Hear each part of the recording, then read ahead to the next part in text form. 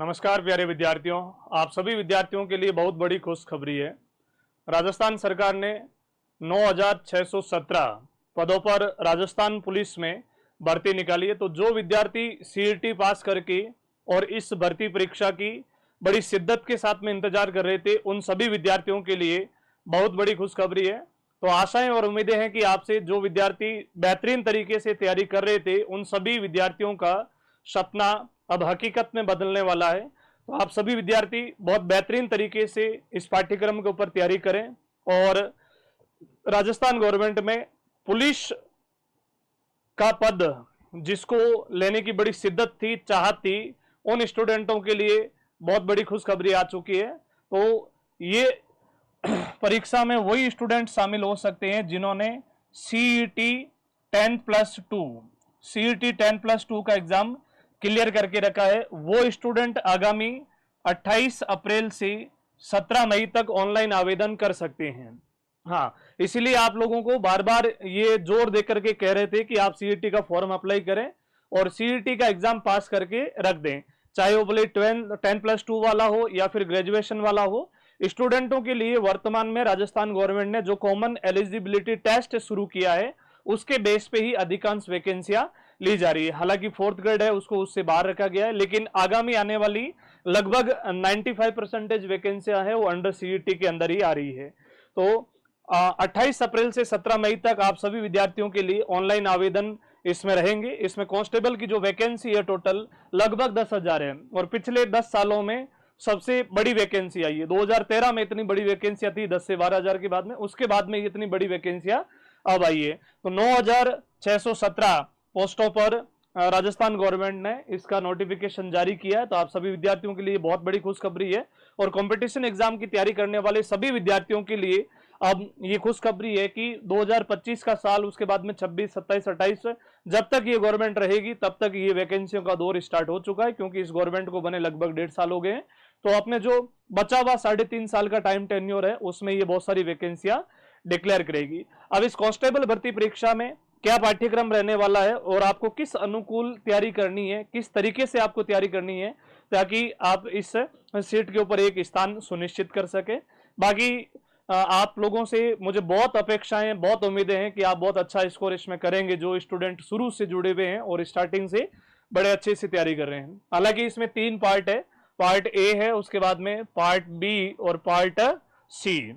सभी पार्टों का अपना अपना वेटेज है और सभी की अपनी वैल्यू है। ऐसा नहीं हो सकता है कि आप किसी एक पार्ट पे ज्यादा फोकस करें और एक पार्ट को थोड़ा सा नेग्लेक्ट कर दें, नहीं करना है। आपको तीनों पार्टों को बहुत बेहतरीन ढंग से इन चीजों के नोट्स बनाने हैं, व्यवस्थित तरीके से इन चीजों का रिवीजन करना है और उसके बाद में इन चीजों को याद करके, और जो 2 घंटे का एग्जाम होगा, 120 मिनट का आपको समय दिया जाएगा, जिसमें आपसे 150 प्रश्नों को टैकल करना है। यानी कि आपकी ऑन एंड एवरेज जो स्पीड है वो भी अच्छी खासी होनी चाहिए।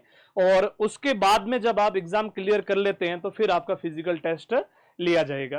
तो इसमें जो पार्ट ए है उसमें रीजनिंग है, साइबर अपराध है और कंप्यूटर है। रीजनिंग, साइबर अपराध और उसके बाद में कंप्यूटर का पाठ्यक्रम शामिल रहेगा।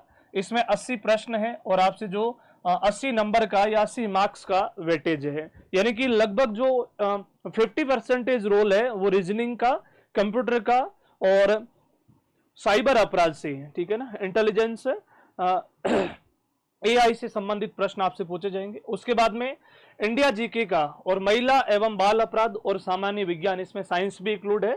यहाँ पे 25 क्वेश्चन आपसे पूछेंगे और 25 मार्क्स का इसमें वेटेज है। तो ये भी अच्छा खासा वेटेज है। अपने आप में हर चीजें इसमें प्रबलशाली आपके होनी चाहिए। उसी विद्यार्थी का सिलेक्शन होता है जिसका हर पार्ट, सिलेबस का हर पार्ट बहुत मजबूत हो और उसने उसके ऊपर बहुत प्रबलता के साथ में तैयारी की हो। उस स्टूडेंट का सिलेक्शन होना, थोड़े से उसके चांसेस है वो बहुत ज्यादा बढ़ जाते हैं। उसके बाद में इसका तीसरा पार्ट है राजस्थान जीके का, और राजस्थान जीके का वेटेज अच्छा खासा है। इसमें लगभग 35% के आसपास में वेटेज है, जिसमें आपसे 45 क्वेश्चन पूछे जाएंगे, जिसमें Rajasthan geography, Rajasthan culture, Rajasthan history और राजस्थान की पॉलिटी इसमें इंक्लूड है। और यहां से भी आपका, यानी कि आपसे 150 क्वेश्चन पूछे जाएंगे और प्रत्येक एक क्वेश्चन का 1 नंबर का वेटेज है। इसका मतलब आपकी 150 नंबर का पेपर होगा और इसमें आपको समय मिलेंगे 2 घंटे। 2 घंटे यानी 20 मिनट, और पर मिनट एक क्वेश्चन के लिए आपको 1 मिनट का भी टाइम नहीं दिया जा रहा, 1 मिनट से भी कम, यानी कि लगभग आपको 45 टू 50 सेकंड के अंदर एक क्वेश्चन आपको सॉल्व करना है। तो ये जीके के क्वेश्चन तो चलो हो जाते हैं, लेकिन रीजनिंग के क्वेश्चनों में आपको टाइम लगता है, तो इसलिए आप रीजनिंग के ऊपर बहुत अच्छे से आप प्रैक्टिस करें और सारे क्वेश्चनों के ऊपर, सारे सिलेबस के जो टॉपिक है, विषय हैं, उनके ऊपर अच्छे से अभ्यास करें, प्रयास करें और अधिक से अधिक आप टेस्ट सीरीज से भी जुड़े ताकि वहां से आपका अभ्यास अच्छे से हो सके। तो एक बार पुनः आप सभी विद्यार्थी बधाई के पात्र हैं और बड़ी शिद्दत के साथ, बड़ी लगन के साथ आप इस सिलेबस को पूरा करने में, और कम से कम एग्जाम कंडक्ट होने से पहले 5 से 6 या 10 बार यदि आप इस सिलेबस को पढ़ लेते हैं तो आपका सुनिश्चित रूप से सिलेक्शन हो जाएगा, क्योंकि बहुत सारी चीजें आपने सीईटी में पढ़ रखी है। तो आप सभी विद्यार्थियों को एक बार पुनः एग्जाम के लिए अग्रिम बधाइयां, और हम जो मजबूत टीम है इससे जितना सपोर्ट हो सके आपका पूर्णतः सपोर्ट किया जाएगा। आप सभी विद्यार्थियों को बहुत बहुत धन्यवाद। Thank you so much.